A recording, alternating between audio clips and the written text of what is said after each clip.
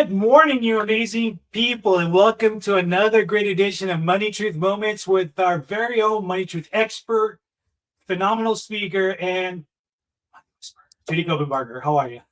I'm fine. I'm Money fine. whisperer. I love that. I love that. I am doing fantastic. Just got back from a wonderful 2 conferences back to back and ready to All go. right. How about you, Carlos? What's going on in your life? I'm doing fantastic. I always look forward to our show because, every time we finish the show, things come up that it's like, okay, folks, you can turn into this episode or you can watch this episode and actually help people a lot of ways. And it goes without saying, folks that have been watching you consider you the money whisperer. I mean, the level of wisdom and everything you've shared, you really break it down for folks and you walk away with answers rather than more questions. So that's what's exciting about this show, folks. If you're just joining us, welcome to the show. Please make sure you're following Judy at judycopenbarger.today. Today, we are talking about why more income doesn't always fix our cash problem. So many people believe earning more money usually solves your financial stress, but higher income does not always lead to that stronger financial stability. So what do you say we get started, Judy? Because I'm dying to know and ask you so many questions. I'm ready. I'm ready. I love this topic. This is real for people, for sure. Awesome. So why do so many people believe that earning more money is going to solve the financial problems? Yeah, well, money does make us more comfortable. It gives us more options, more choices, but it doesn't really bring happiness. And I know people that have very little and they just love life. They love their lives. They just, are full in so many ways. And around the world too, but I mean like right here. And then I know people that have lots and lots and lots of money, but they're so stressed and it's like everything in your life impacts every other area of life. And so if their family's out of whack or their job's out of whack or the impact on the community is out of whack, like they don't have purpose, if they're not happy in their work, if whatever it is, maybe everything in life is great, health is great and everything's great, but their home environment's not good. I kind of picture that hoarder show. Remember that hoarder show with the people that just and once one area of life goes, the rest goes and it impacts everything else. And so for some people they think, oh, money will fix it. I mean, it does make us more comfortable and it can help us get options that we need for health. It can help us get options that we need for lifestyle, but it doesn't necessarily bring happiness. So I think if your question was about how, all your financial problems will be solved if you have no more money. That's not true because what goes in and what goes out also need to line up. And I know people that are very broke at a very high level, right? Cash flow is Yeah, no, not you're there. right. They're always struggling.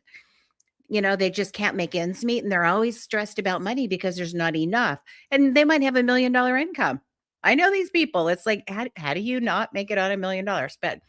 But you can, we might get into a little bit of the why if we have time, but it's a real thing. It really is a real thing. So let's talk a little bit about the why, right? We're all every aspect of our lives, people are in different seasons is what a word I like to use. So some are doing great with a little bit, some are doing awful with a lot, right? Like we talked about. But why doesn't higher income automatically create that financial stability?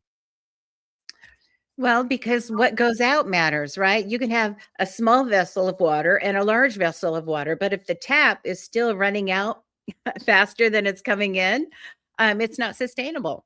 And it doesn't matter if it's a little tiny or a cup of water or 55 million gallons of water. It's the same thing financially. So it's how it goes out. And it's, I always say getting money is easy in this country. Anybody can get money. You could, make bracelets and go down to the beach and sell. I mean, you can do something. Everybody has gifts and talents. They can do something to get money. It's how you manage it that is the art, and the skill. There's a science to it as well. But it's what you do with it and the tax part, right? How you keep more of what actually comes in, what you earn. Those are a big deal. So it's not just that you have more, it's what you do with it. And you can be broke at a very high level. And so that means your expenses are going out faster. The vessel is emptying faster than it's filling up. You know what? It actually, let me follow up with something with that too, because it seems also that I mean, you've been in this industry forever. You touched a lot of lives in different ways, right? Different businesses and so forth. You've seen the good, the bad, the ugly. What patterns do you see when people increase income but still feel like they're just so financially stressed out? Oh, it's that creep. It's, you can call it personal inflation, or you could call it, um, lifestyle inflation. It's I have a little bit nicer car now, I feel like I can afford it. I have a little nicer home now, I feel like I can afford it. I put nicer things in my little home that that before I wouldn't even think about. It was all like secondhand, or it was all Walmart, and now it's like, oh, I have a designer sofa. And so even though the income has gone up, so has your lifestyle. And of course, you have a nicer car. Now you got a little bit more upkeep, a little bit more insurance cost, all of that. So all of it just kind of elevates as we get more money. So if you get more money and your expenses don't go up, you're not having that lifestyle inflation. And so you're going to feel like, oh, I'm accumulating now. But some people, just for some reason, and I'm not this way. So I see it a lot. I don't really understand it. I know it's a real thing, but I don't understand it. Why you would want to always outspend your income. And I say a lot of people struggle with that. Like, I have more, I want to spend more, I want to spend more. Part of it might be marketing, because oh man, every day there's like 10,000 marketing opportunities, right? That they say just, is constantly in our brain. And branding, and just like buy more, you'll smell good, you'll look good, you'll be popular, whatever it is. And so that's coming at us. The other thing is maybe just wanting to, pride. I want to keep up with the Joneses. I want to keep up with the Smiths and the Johnses, everybody else. Right. And maybe there's some of that. And we see that here. I'm here in Orange County. So on the coast, you have a little bit more of that, just kind of, and it's not like necessarily purposefully one upping, but it's like, they've got a nice lawn. I want a nice lawn. They've got a pretty dog. I want a designer dog. They've got it's like I need more, more, more. And there's plenty of opportunities for money to go out with the marketing and the expense. We have so much. You go to other countries and the grocery store is very small, and there's one or two options for toothpaste, and there's one or two options for laundry soap, and there's one or two options for bread. Here you go, and there's, walls and walls and pallets of stuff, and every kind of brand and every kind of color of everything you'd ever want. And if you can't find it at the store, you just have them bring it to your door in a truck. I mean, we have so much. So it's easy to spend more than comes in. I think it takes purposefulness and intention to not do that. And more for some people than others. Just it's based on habits. So that was a long-winded answer. But yes, No, don't spend but more than actually, you'll be okay. I don't know if you've heard. So recently, I've heard that term of lifestyle inflation, which to me Yeah. didn't really make sense. But Mhm. talk about how does that lifestyle inflation affect that long-term financial progress, or even planning for that? It's just that you fill the gaps, right? I make more money, but now I have a nicer car. So the extra $300 or $400 I had a month now is going into insurance and a car payment, right? I make a little bit more money, but now, we have a nicer apartment, or we upgraded our house, got a little bit bigger house with a bigger yard and a bigger dog. You kind of fill in the gaps of what grows. And so increasing income isn't just the thing, it's you're spending more to match that, or even go beyond it if you're not careful. So that lifestyle inflation can just blow you up. I mean, it doesn't mean you shouldn't improve your life and get better, as you go through life. And most people do have a curve that increases with their earnings. But if you don't fill it all in with current expenses, and every time you get a raise, part of it goes toward your future, maybe increase your 401k contributions, add to an IRA, maybe you weren't before, but part of my raise will go there. The other part I'll put into a nicer car or something. It's just balancing the money that you need for now, soon, and later, always. What's interesting is I remember this over the years. There's a lot of folks I came across, which for them, it's appearance was everything, right? They can live in a really crappy apartment in the worst neighborhood ever, but they have to drive the fanciest car. So all of their money's just tied into a car, or, in a fancy place, but you drive a crappy car, but, vice versa. But, and that's something I think that you're really hitting on that we really need to pay attention to, right? So, I would ask you is what should people focus on instead of just increasing that income? Well, what I just mentioned, I think is helpful, thinking about what is this increase for? So now I have an extra $10,000 a year, in income or $20,000 a year. Why don't we put part of it toward our lifestyle? Something I've really always wanted to drive that car. And I'm never going to tell somebody you can't have that car, right? If that's your heart's desire, that's your biggest goal, let's make it happen. Maybe you want to upgrade your kitchen. Maybe you want to take a trip or take the family to Hawaii or something. Do it. But you also want to balance the extra income that's coming in with things that you're going to need in the future for future goals, for future rainy day money, and then long term as well, right? Because most of us are going to live many, many years after we stop working full time. Most of us will do that statistically. Are we going to be able to enjoy those years, or is it going to be penny pinching? And you get to choose, right? And if you're under 50, 55, even 60, you have time to choose what that lifestyle is going to be like later. And for a lot of people, Social Security is fine. Their house is paid off and they just need money for, basic expenses. For other people, they're like, how could I possibly live on that? There's no way I could maintain this house or this lifestyle with, the basic Social Security. So how are you going to fill the gap?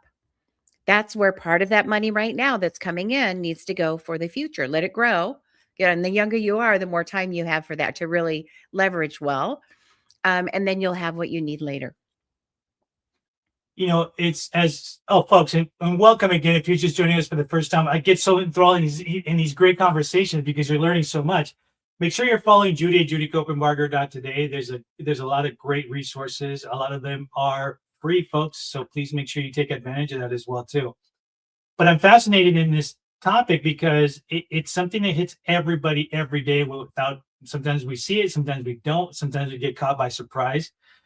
Um, but I want to ask you also, because I know we're getting closer to the end of the show, and just as a reflection moment, like, why do you think people tie financial success to income instead of just habits and systems? Well, income is measurable. Your income is 85,000, my income is 150,000. I win. Right? It's measurable. Habits, not so much. Systems, not so much. You don't really see them. It's behind the scenes. And everybody has a habit and everybody has a system. Are they serving us well or not? Right? You have habits, you have systems. You might say, oh, I don't have any. You do. They're just maybe not serving you well. Maybe they're not intentional. Maybe they're not planned out and organized, but you have them. We all have habits. We all do life a certain way. And the thing about habits is they are very impactful. And the thing about habits is they are very changeable, very amendable, and we can make a new one. They say 21 days. The experts tell us they do the same thing, stop chewing gum or start saving money or exercising, whatever it is. After 21 days, take your vitamins, whatever it is, you'll have a new habit. So it doesn't take long to totally turn around a habit that you have or a system you have that is not serving you well. But it's also really, really easy to say, what isn't working? And what could I do more, better, and different to make it work? Because I've been here before. I feel like I'm not saving enough. I'm overspending. I got a raise and poof, where did it go? It feels like it's tighter than it was before. I've been here before. What system can I put in place? What new habit can I create purposefully to move forward and free that up a little bit where I'm saving more and I feel like I'm more successful financially? What would you say is just very briefly? Can you think of a current example with you've had to deal with this? Because I know throughout your career you've dealt with again the good, the bad, and the ugly with folks. But what's something recent that kind of stands out for you, tying into this? Well, there's a couple I may have mentioned before that just stands out in my mind that they live very, very well. They both have commission incomes very, very high. So they're kind of at this $1 million a year mark. Most years they make that or more. And they just struggle to save. They struggle. It just poofs. And part of it's lifestyle, part of it's in lifestyle inflation, not inflation, economic inflation, but their own. Now I need a bigger bike. Now I need a faster bike. Now I need a better car. Now I need a bigger trip. Well, my rich friends are taking this trip. I need to go too. I don't want to be the one that can't afford to go, right? So there's this lifestyle creep or this lifestyle inflation that just has them spending way more even in those years where they have bumper years and they do really, really well in their business.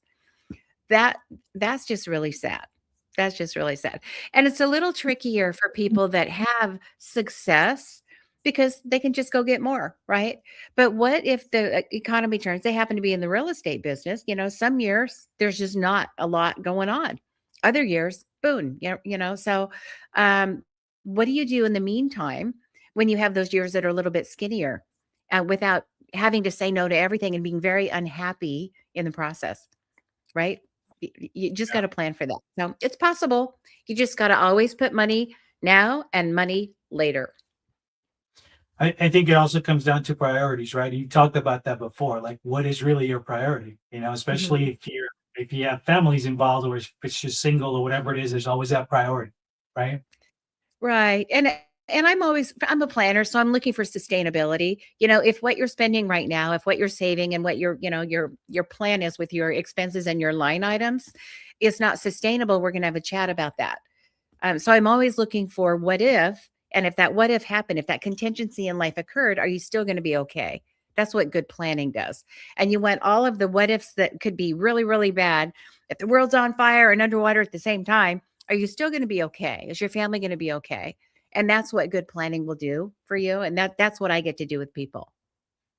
That's awesome. And folks, we are at the tail end of the show, and you know what that means.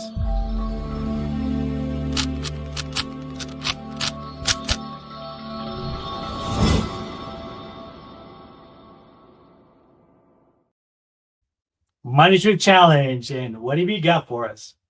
I like to and reflect on your current spending, and just look over the last 5 or 10 years. Your income has likely gone up, right? Maybe substantially, maybe just with inflation and raises and things like that. But just ask yourself, have I allowed myself for my lifestyle inflation to outpace my income? As I've increased my life and maybe bought nicer outfits or did nicer trips, has that gone beyond what my earnings have, or am I staying kind of in that lane? That would be a great thing to reflect about, and maybe make some notes if you journal, make some notes about that and go, well, what could I do to rein that in? Or what plan could I put in place for my next raise or my next bonus? What will I do with that might serve me longer time, more sustainably and better than what I've done in the past? That's your challenge. All right, folks, you've heard the challenge. And as always, if you have any topics that you would like Judy to cover, please let us know. Send us a message. And remember, we are here every Tuesday morning at 8 a.m. with the replays on Thursdays at 8 p.m. Follow Judy at judycopenbarger.today. You can find links to all of her content, a lot of resources, a lot of great videos. You can subscribe to her podcast as well. And any last parting words, Judy? Oh, just watch it. Every day we make financial choices and financial decisions. Just watch it. Do them purposefully, not habitually. And that'll serve you well and make it a great week. All right, folks, until next week, be safe, and we'll talk to you later.